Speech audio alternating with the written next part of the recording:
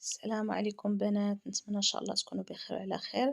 بعض الأسئلة ديال البنات اللي كيجيو جدادين ما كيعرفوش بعض المنتوجات ديال ميركادونا، وجيت اليوم إن شاء الله باش نشرح لكم بعض المنتوجات لاش كيصلحوا. بالنسبة لهذا المنتوج هذا كيعطي واحد الترطيب سريع وخفيف وكيساعد الجلد باش يبقى رطب وكيحسن مظهر البشرة. لا تيكستور ديالو ماشي ثقيلة بحال الكريم، واحد الميزة كيسرع امتصاص المنتجات اللي من بعدو، وكذلك كيصلح للبشرة العادية والمختلطة والدهنية، والثمن ديالو 6 أورو.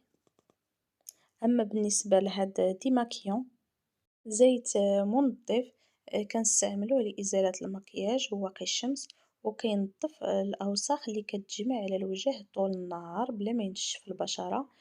فيه مكونات مناسبة للبشرة الحساسة لأن ما فيهش كحول ولا روائح قوية. ملي كنبغيو نطبقوه تنحركوه مزيان باش كيتجانس، عاد كنطبقوه. بالنسبة لهاد الزيت هذا تا هو منظف، خاصيته كيذوب المكياج حتى الماسكارا المقاوم للماء، وكيناسب كذلك البشرة الدهنية حيت الزيت كيذوب الزيت، وكيعاون على تنظيف المسام، والثمن ديالو 3 أورو فاصلة 75. حتى هذا جيل ليمبيادور تا هو منظف للوجه، كيصلح لجميع أنواع البشرة الدهنية والعادية والجافة، ويستعمل لإزالة بقايا المكياج والأوساخ الناتجة والمتراكمة طول اليوم. فيه فيتامين B5.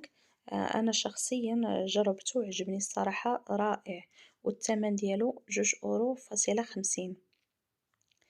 أما بالنسبة لهاد كونتورنو دي أوخوس، تا هو عندو واحد المميزات رائعة، كيصلح للتجاعيد تحت العينين وكذلك الخطوط الرقيقة ولي سيغن. كنستعملوه كنديروه في الثلاجة حتى كيبرد، وكنديرو به واحد المساج تحت العين على شكل نصف دائرة، والثمن ديالو 5 أورو، والصراحة رائع بالنسبة للعينين كيستاهل. بالنسبة لهاد الكريمة هادي كريمة مرطبة، خطير في الترطيب وفيه فيتامين أو. بالنسبة لهذا السيروم ديال السيديرونيك ولا غام ديالو الكريمة كنستعملوه بالليل، كيساعد على إعادة هيكلة البشرة وكيحتوي على عدة أحماض.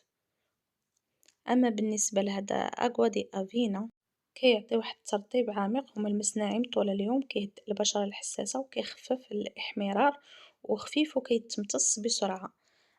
أما بالنسبة لهذا الجديد كريمة دي مانوس ديال الشيا، خالي من المكونات الحيوانية وصمم خصيصا لترطيب البشرة الجافة والمتشققة. التركيبة ديالو طبيعية وما كيتسرقش، واحد الملمس دهني مناسب للاستعمال اليومي. كذلك هاد الكريمة لليدين مع عامل حماية من أشعة الشمس، كينعم وكيقلل من تجاعيد اليدين وضد التصبغات. صراحة هاد الكريمة رائعة.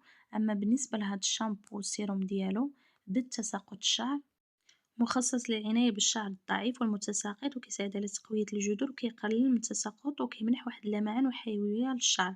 بالنسبة لهاد لاكام كذلك كيصلح لجميع أنواع الشعر وخالي من السلفات والبارابين والسيليكون والأصباغ.